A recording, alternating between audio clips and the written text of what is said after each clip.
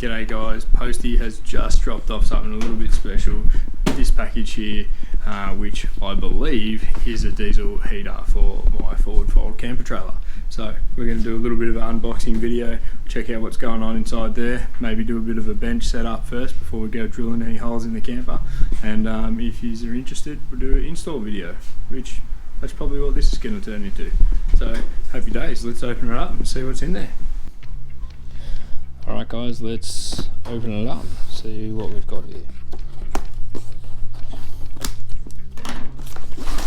Now, these are a unit from China, just the cheap Chinese jobby, but they seem to be what everyone's using. So, let's crack it open, see what we've got.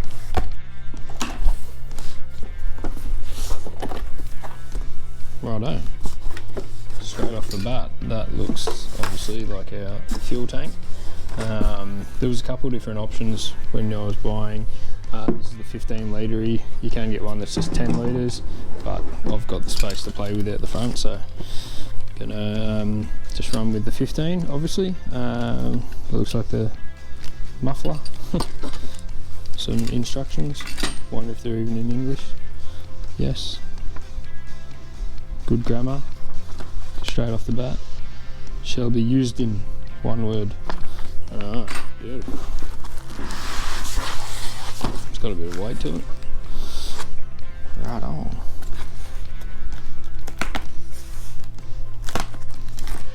Beautiful. So that is the fuel pump. Actually looks half decent. It's got like a pretty legit connector on it there. It's cool. And the main unit. Got a little LCD screen, scratched, perfect. Now this is also the 5 kilowatt version. You can get a couple of different sizes, but this is the 5 kilowatt version. Got a little remote there. When you're laying in bed, you want to turn the thing on. Beautiful, not bad. Alright, so we might just throw that down here.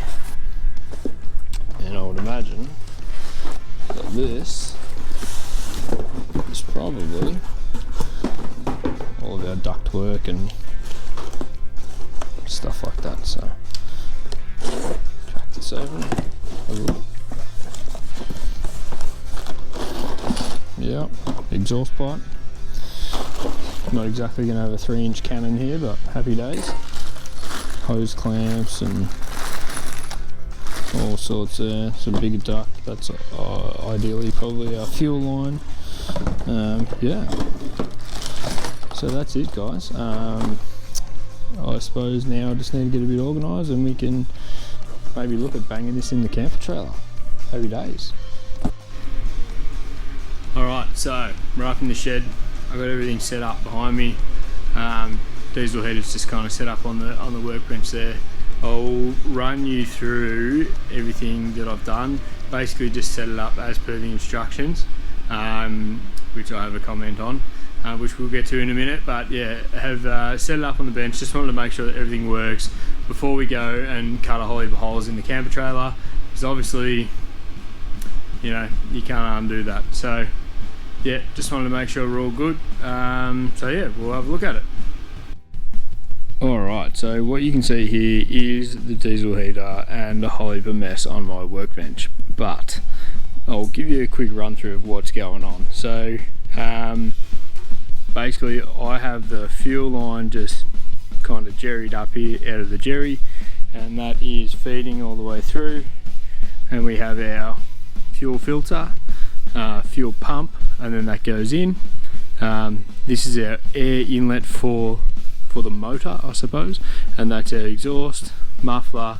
Obviously when I install this properly on the camper trailer, it comes with a heap of hose clamps and stuff like that, and we can do it all up properly so it's a proper install. But for the purposes of this, I was just doing it to make sure that it works before I go and install it and cut all the holes, as I mentioned. So also up here, that's our air inlet for our heating, and then that's the air outlet. Obviously you got your little screen here as well, and that kind of shows what's going on with everything. Now couple issues that I've had already is that there is a mode in here, I don't know if you guys can see this, but you essentially do that and you're supposed to be able to prime the fuel pump. I could not get the fuel pump to prime for the life of me, so I just siphoned it through and basically got a mouthful of diesel to get that done. Anyway, eventually after a couple tries she fired up, happy days. So that's the first thing. Also, the assembly instructions are no short of shit, pretty much. This here is pretty much the best diagram that's in the instructions about how to install it. So anyway, with all that aside, she goes pretty good. So we'll turn it on here and I'll show you exactly what it's all about. Now we'll just have that on, I don't know, a low setting. And it does take a couple minutes to get going, but once it gets going, it's absolutely brilliant. So if you can hear there, we've got the fan has fired up. You can see the exhaust kind of wiggling a little bit there because the fuel pump has started clicking a little bit. This is another thing that people make a lot of comments on, is the fuel pumps clicking being a bit annoying. So we'll have a look at what we can do when we install it on the camper to make sure that that's going to be a little bit reduced. And yeah, so just while that's firing up, obviously we've got all our ductwork and that in here. And if you want to have two vents outwards, you can have a T.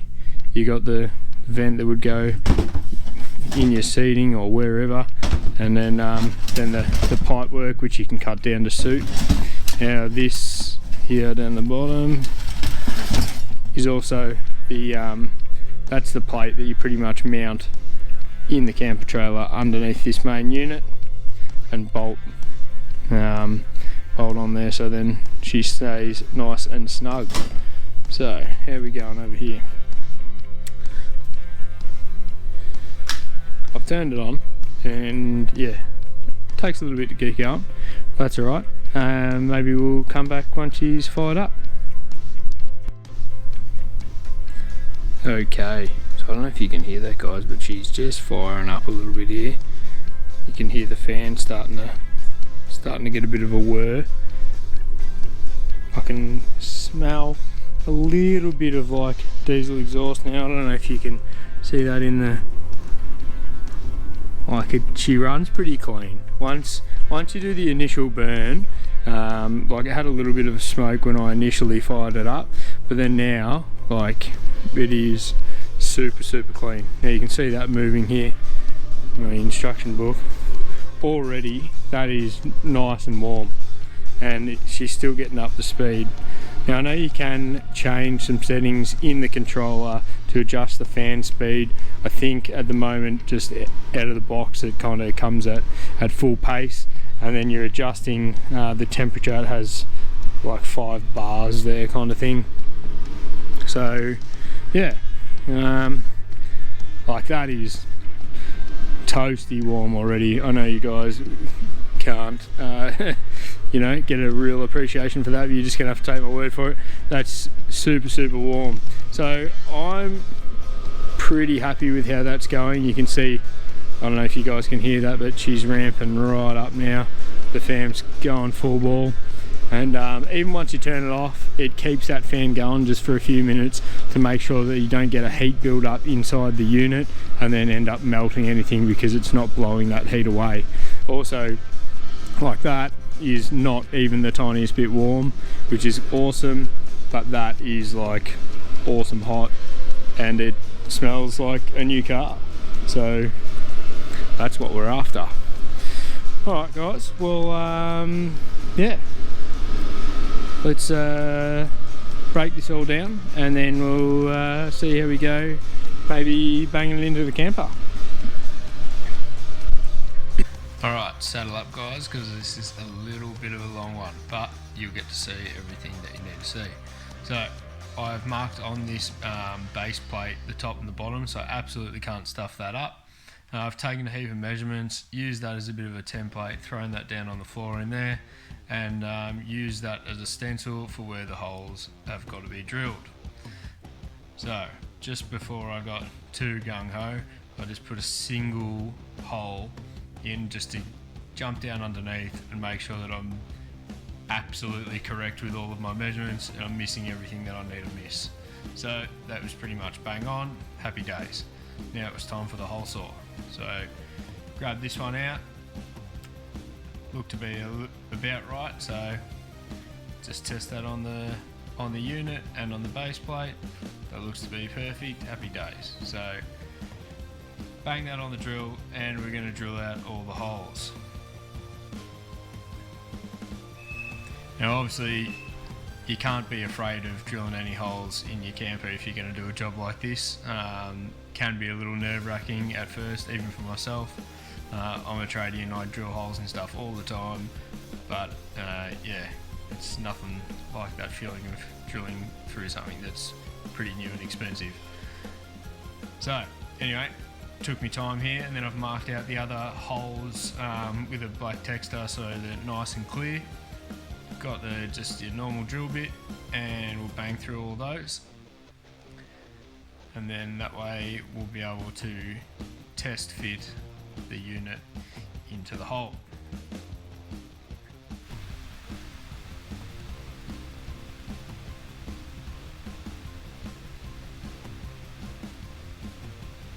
So that came out pretty good. I was pretty happy with that. Off camera I did just make those bolt holes a little bit bigger just to allow a tiny little bit of play when putting the unit in. They just seemed to be a little bit tight. I didn't want to force anything. So here I'm just marking out, and you can see that I've cut the vinyl floor out.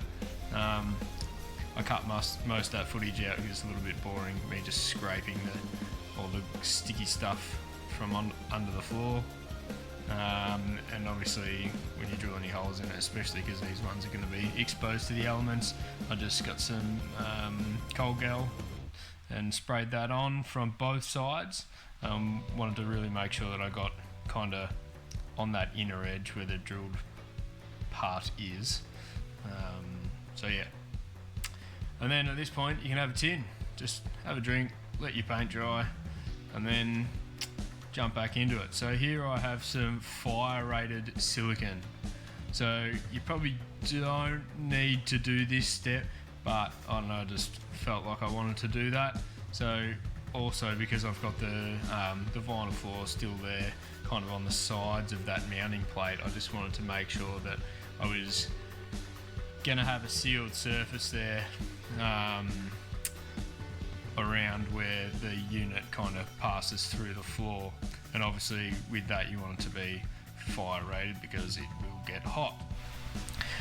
Now when I screw this down, the amount of silicone that I put on there was about right. It does start to kind of spooge out the sides a little bit, which is perfect. And then you just got to take your time here, make sure when you're screwing it in that the bracket or that base plate doesn't pull one way or the other and stuff up all your holes that you've drilled all nicely underneath. So a little bit of mucking around here, but we got that all done, and then we're pretty much ready to slip the unit in to the hole. Also, just while I was going, I had like the little vacuum on hand, just makes it heaps easier. If you've got like little metal burrs flying around the joint from drilling and putting screws in and all that kind of thing, it just, when you kneel on them, it's not too much fun. I cut my knee open doing it, so yeah, I very quickly adjusted what I was doing and started doing a bit of a clean up along the way. So I've just slipped the unit in here, and I just wanted to get a feel for where this hose was going to be, so I kind of cut it roughly to length, decided that's where I wanted me vent, look for a pencil, find one, happy days, make that roughly centre of that speaker there, which is good, and then got a hole saw that was the right size for the vent and drilled it out. Obviously you got to be pretty careful doing this type of thing with a big hole saw. You don't want it to run away from you and then mark the whole side of your drawer or cupboard or whatever you want to call that. Alright, so that fits in there nice and snug. Happy days. So I decided that I would just give the hole a little bit of a clean up and make sure there's no burrs or anything hanging off. And there's a couple little holes in the back. If you take the front off the vent, there was a couple little holes there which I was going to use to bang a couple of rivets in. So I have grabbed the right size drill bit for the rivets that I'm going to use, mark that out through the vent holes. Now there is spots for 3. I'm only putting 2 in because the hole saw that I had was just the tiniest little bit too big to allow me to put 3 in, but there's no real pressure or anything going to be on it, so you'll be able to see when I give it a wiggle here in a second that it's rock solid, so that's not an issue at all.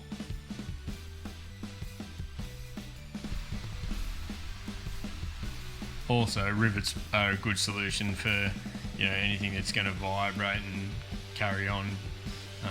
Obviously, this is a camper trailer, so it's going to see some corrugations and things like that, and rivets aren't going to come loose like a bolt or anything. So yeah, that's what I decided to do there. Now I just basically get this hose clamp on the hose here, make sure that it's all going to fit up nicely. Obviously the unit, you can see they're still wiggling a little bit. It's not actually fully fixed in. You can do that from underneath, which you'll get to see in a second. So it's just making sure that all the hose clamps kind of facing the same way, making it easy to get to if I ever need to, and just making sure that that shape's right with the hose. Later on off camera I actually put a cable tie on that to the back of the speaker to just hold it a bit nicer. Also off camera I have drilled out and then filed that little, I don't know what would you call it, that nipple, that little extra spot in the plate there, because that's for where your fuel pump wiring harness goes through. Now I've dropped down obviously what I thought was roughly going to be the right amount.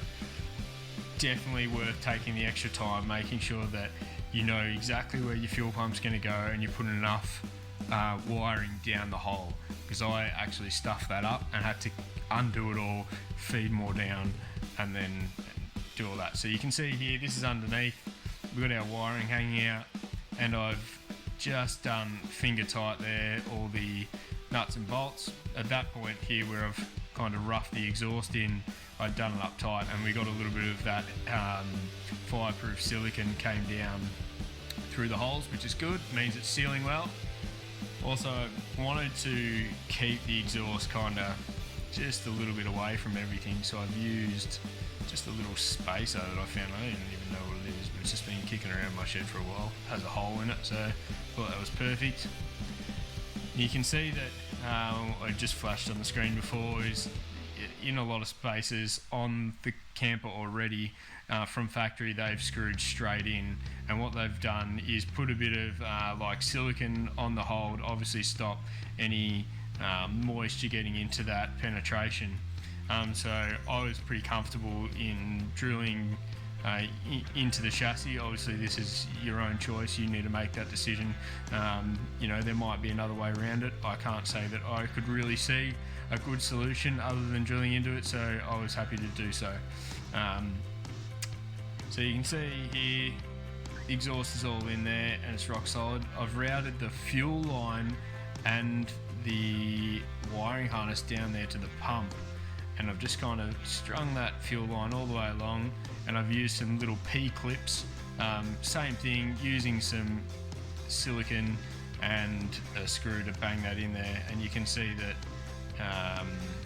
that worked well.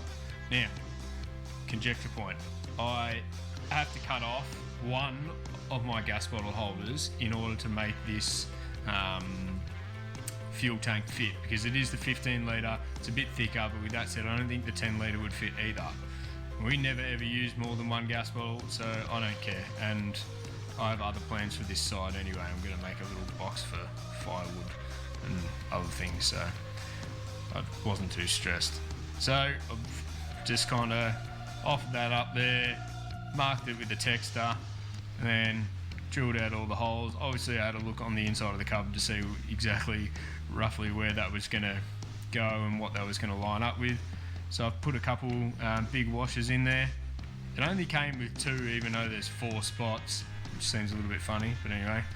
And I have dropped in the bottom there the fuel outlet. Now my electrical system in the camper had a spare spot in the fuse panel there, which meant that the heater could be on its own switch, which is a good thing. So what I've done here is just taken the active through, put a crimp on there, and there's a spare spot on that switch. So happy days, just connect that on, and that's already fused in this panel. So that makes it super easy. I just check the fuse size and happy days, off we go. So we can just screw that up. Now you see, when I get in the inside, I am going to connect the negative lug, which I have routed on the wiring harness there, so it's exactly right where one of my screws are that I've put into the mounting plate. I'm just using that to earth the whole unit. So we've got our active from the switch panel and then the negative up at the unit. I've drilled a hole here for the screen at the front of the cupboards, and we're just going to throw in the screen. So that's nice and easy. And I've put a whole heap of double-sided tape on the back there, and then we want to cover up that hole. Alright guys, that pretty much wraps up the diesel heater install into the camper trailer. I know a few things got glossed over and I kind of skipped through some stuff towards the end there, but if you have any queries on something that was missed or you want to know, just drop a comment below and I'll make sure to get back to you and give you the answers that you need. Also, I was thinking I'll do another video on just little things that I picked up along the way installing it, and also my thoughts of the unit itself. I might just give it a little bit of time and then we can kind of come back to that and I can tell you what I think after I've used it a little bit. But yeah, if this is something that you like, install videos or that kind of thing,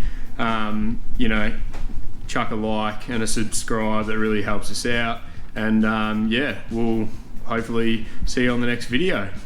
Cheers.